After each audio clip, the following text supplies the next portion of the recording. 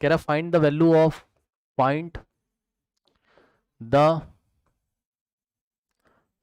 Of second ionization energy if कुछ reactions आपको दी हुई हैं, ठीक।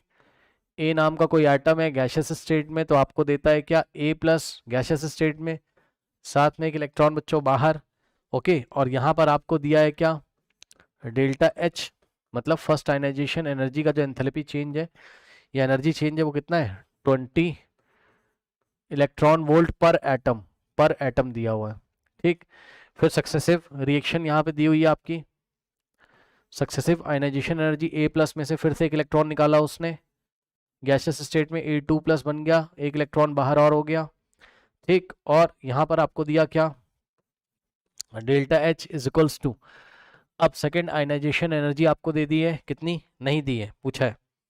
और सुनो ध्यान से, फिर आपको बच्चों टोटल आयनाइजेशन एनर्जी दे दी है। होगा क्या मैं आपको बता देता हूँ, पूरी कहानी ध्यान से सुन लो। इन दोनों इक्वेशन को जब जोड़ोगे, ठीक, तो एक फाइनल इक्वेशन आपके पास यहाँ पर आएगी। कैसे आएगी ध्यान सुनिए, फर्स्ट इक्वेशन का जो प्रोडक्ट होगा वो और सेकंड इक्वेशन का जो रिएक्टेंट होगा कट जाएगा, हमेशा याद रखना। थर्मोडायनेमिक्स में आप डिटेल में बहुत सारा पढ़ोगे, बट आप देखो यहाँ ये इससे कट जाएगा, फर्स्ट का जो प्रोडक्ट होगा वो सेकंड वाले के रिएक्टेंट से कट जाएगा भाई। अब लेफ्ट को लेफ्ट में कॉपी कर लो, राइट को राइट में, तो क्या आ जाएगा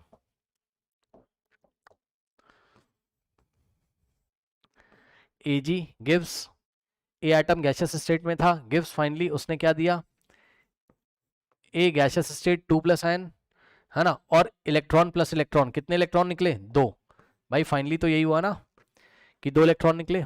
तो पूरा प्रोसेस ओवरऑल ये जो 2 स्टेप में हुआ था, पहले एक इलेक्ट्रॉन निकला, फिर दूसरा इलेक्ट्रॉन निकला, इसी को हमने एक स्टेप में दिखाया, सिंगल स्टेप। कैसे करते हैं सिंगल स्टेप, दोनों को उठा के ऐड कर दो, अपने आप सिंगल स्टेप आ जाएगा। तो यहाँ देखने से पता चल रहा है कि जो ए एटम था गैसियस स्टेट में, उसने क्या दिया 2 प्लस आयन, और साथ में क्या दिया आपको 2 इलेक्ट्रॉन, साफ साफ दिख रहा है भाई 2 प्लस है, 2 इलेक्ट्रॉन निकाल दिए। और थर्ड मतलब ये जो फाइनल रिएक्शन है आपकी, फाइनल रिएक्शन तो नहीं, फाइनल इक्वेशन जो है, इस इक्वेशन के लिए आपको डेल्टा एच दिया हुआ है, कितना, आप इसको डेल्टा H1 कर लो, डेल्टा S2 कर लो, और इसका दिया है डेल्टा SC, यानी कि थर्ड आयनाइजेशन एनर्जी बराबर 100 इलेक्ट्रॉन वोल्ट पर एटम, ठीक।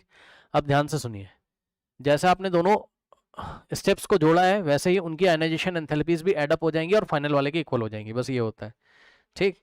तो याद रखिएगा कुछ नहीं करना है इसके सॉल्यूशन में, ऐसा क्वेश्चन आ जाए कुछ नहीं करना है, क्या जब ये वाली और ये वाली दोनों को जोड़ोगे भाई, खुद सोचो ना, फर्स्ट स्टेप में जितनी एनर्जी लगी होगी और सेकंड स्टेप में जितनी एनर्जी लगी होगी, दोनों को ऐड करोगे तभी तो ये पता चलेगा ना कि थर्ड स्टेप में टोटल एनर्जी कितनी आई है।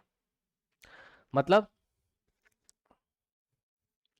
ये डेल्टा S2 कर लो, ठीक, डेल्टा H1 और प्लस, या सीधे सीधे कर दो यार सवाल, है ना, क्या हो जाएगा ये वाला ऐड होगा, ये इसके इक्वल हो जाएगा, ठीक।